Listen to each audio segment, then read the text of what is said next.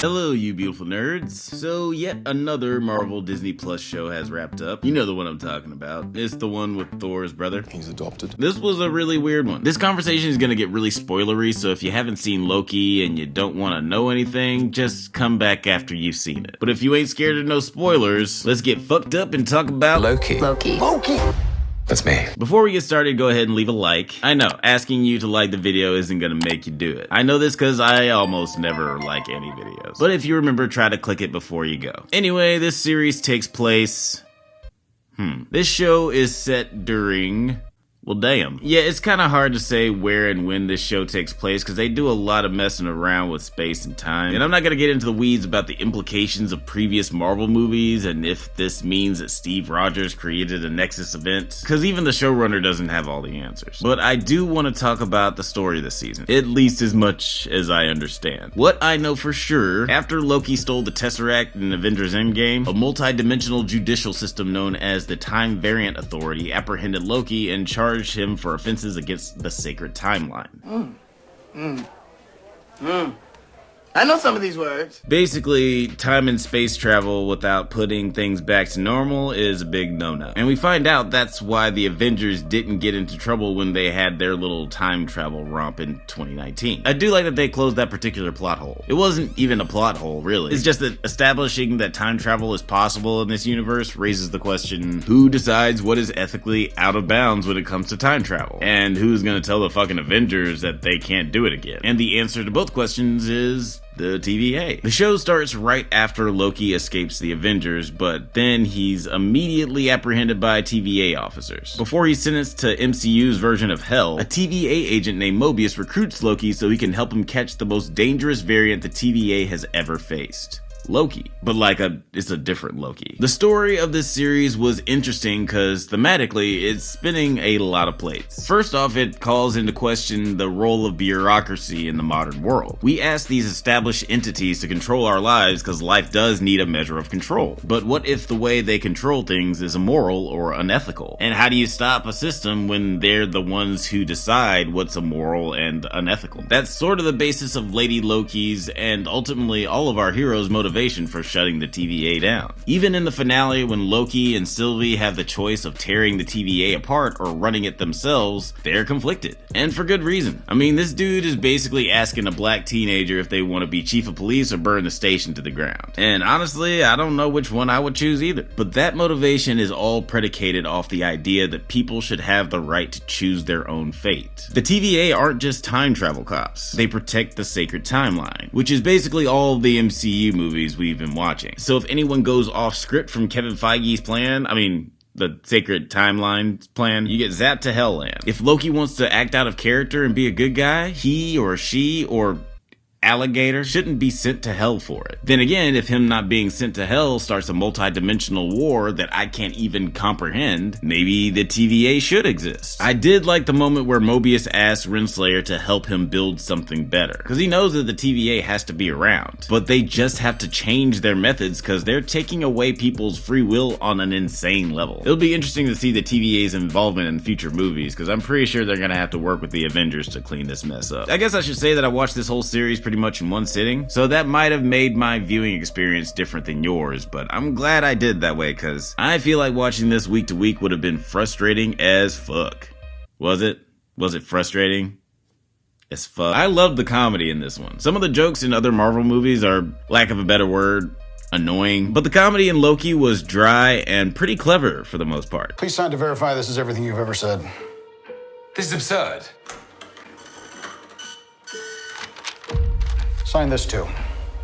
There are a lot of new characters in this show, so I'm gonna briefly talk about them before I go into our main man, our troublesome trickster, our devious dude, Hunter B-15. Wime Musaku is great as Hunter B-15. She didn't do a lot in this season, but I gotta give a shout out to her because she was amazing in Lovecraft and just as sincere and believable in this one. Written Slayer. I love Gugu Mbathu-Raw. First reason, her name is cool as shit. Second reason, Her name is cool as shit. I don't need two reasons with a name that cool. No, but she is really, really good. You may remember her from when she was in the only Black Mirror episode that was sweet and wasn't scary and weird. I imagine we're gonna be seeing a lot of her later because in the comics, she's actually the spouse of the big bad of this season. Or at least a version of the big bad this season. Well, we'll get to that in a minute. Mobius. Owen Wilson's back and he's still amazing. Dude is so goddamn charming, I can't help but smile when he's talking. Him and Hiddleston have undeniable chemistry too. It's really sweet because you can tell by the end of the season that they really became friends. In fact, can we get a reboot of Perfect Strangers starring these two, please? Miss Minutes. I love Tara Strong. Can you believe the Bubbles is in this show? Lady Loki. Sophia DiMartino kills it in this role. I've never seen this actress in anything before this, but she was incredible. The aforementioned evil Loki that the TVA is trying to track down, turns out she's a Lady Loki. And I gotta be honest, even when I thought it was gonna be a male Loki, I was thinking, oh, when Loki finds this evil Loki,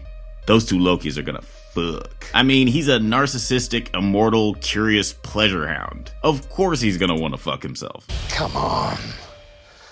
What did you expect? They decided to go with a Lady Loki, which is fine, I guess, but they did at least straight up say that he was bisexual. I guess since this came out before Eternals, this makes Loki the first queer Marvel character. Gay as the day is long, gay as the day is long, gay as the day is long. Speaking of which, Loki. Tom Hiddleston really impressed me in this one. No matter how terrible the movie that he was in, Loki was always the best part of the Thor movies to me. What kind of threw me off guard at the beginning of the show was that I kind of forgot that the Loki we meet is not the Loki we know from the movies. He's missing out on like 4 movies worth of character development. He hasn't seen his parents die and he hasn't reconciled with his brother. He just came from being pissed off, then getting his ass beat, which just made him more pissed off. So at the top, he's still very much in a villain mentality. He's spouting out the classics that he's famous for. Freedom is a lie, power is absolute, blah blah blah. You know, he kind of sounds like an angry 20-year-old, but what was really interesting was how Mobius broke him down to the scared little kid that he is. Mobius wants to figure out if he can trust Loki, but in order to do that, he's got to figure out exactly what the fuck is his deal. Now, why don't you tell me,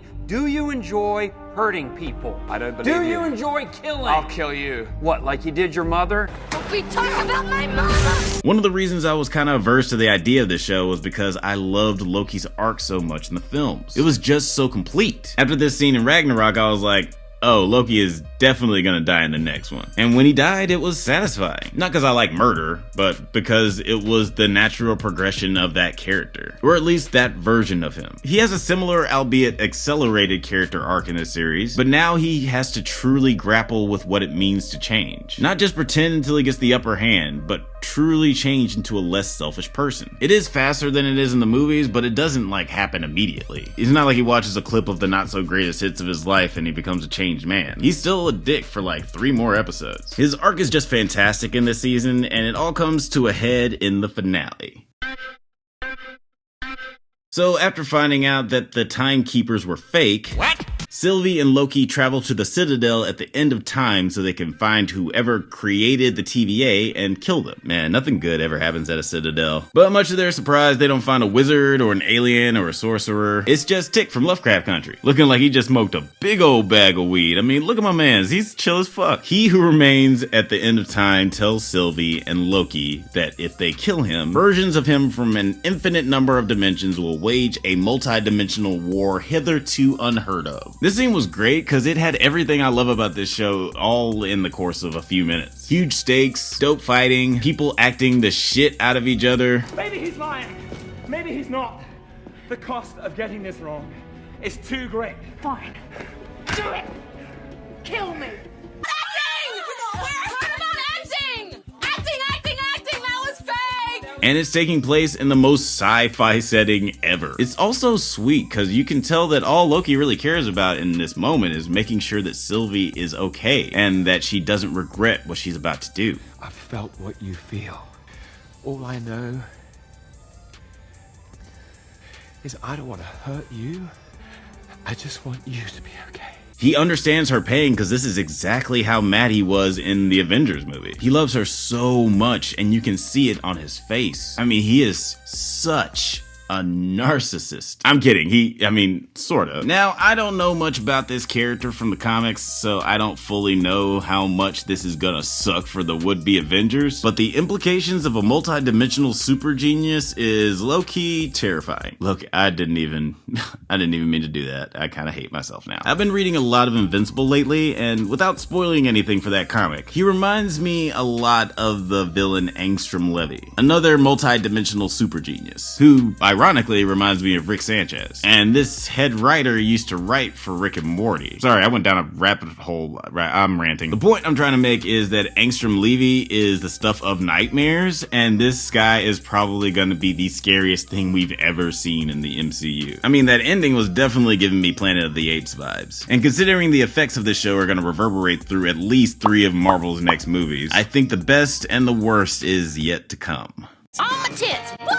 My ranking, I loved it. This was legitimately my favorite Marvel Disney Plus show so far. I like Wanda and Vashon and Captain Black America, but this show not only changed the landscape of the entire MCU for years to come, it also made me kinda scared of what's gonna happen next. And on top of all that, it got weird with it. Hopefully in season 2, Mobius can get that jet ski. Before you go, don't forget to leave a like, and don't forget to follow us on IG and Twitter for more content. You can find those handles in the description. And click on any of these other videos if you wanna look at more videos. You know how YouTube works. What am I saying? Stay safe, my little Lokis, and may the force be with you.